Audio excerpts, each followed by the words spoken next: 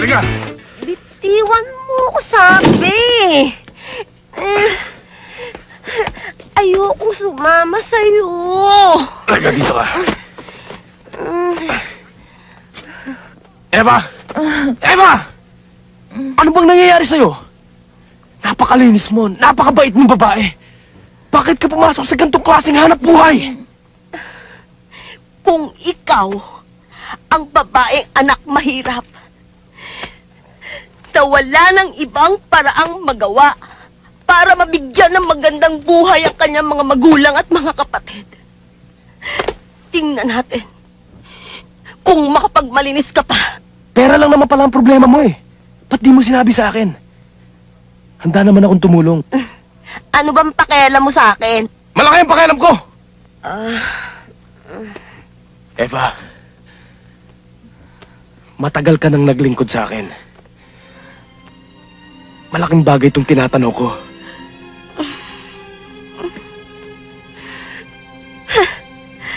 Akala ko ba? Sabi mo sa akin noon,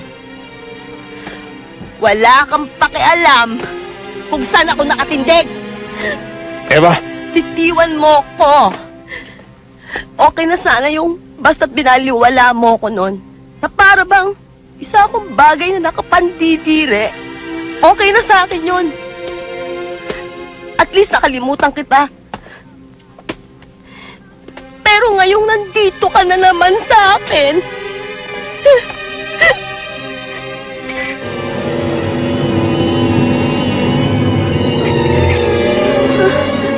Eva, relax ka lang. Relax ka lang.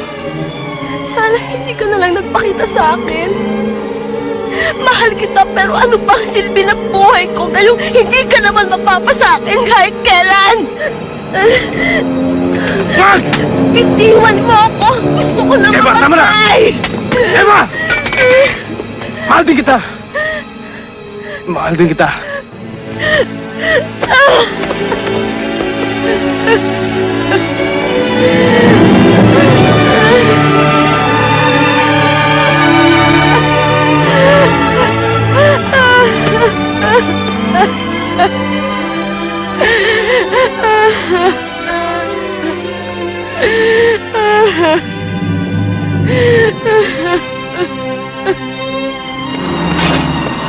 Kamusta kayo, Maneska? Mabuti po, maligayang pagdating po, sir. Thank you. Imamana niyo, gising na ba? Natutulog pa po, sir. Sige ha. Sige po.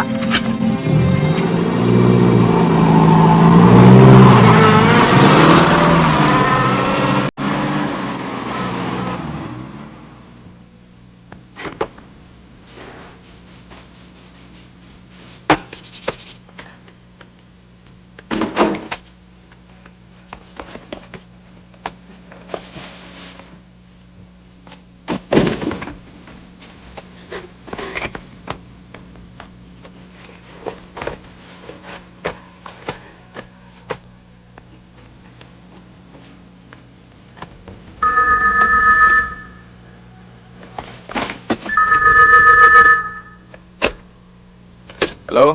Hello, Teddy. Eva? Bakit ka tumawag dito?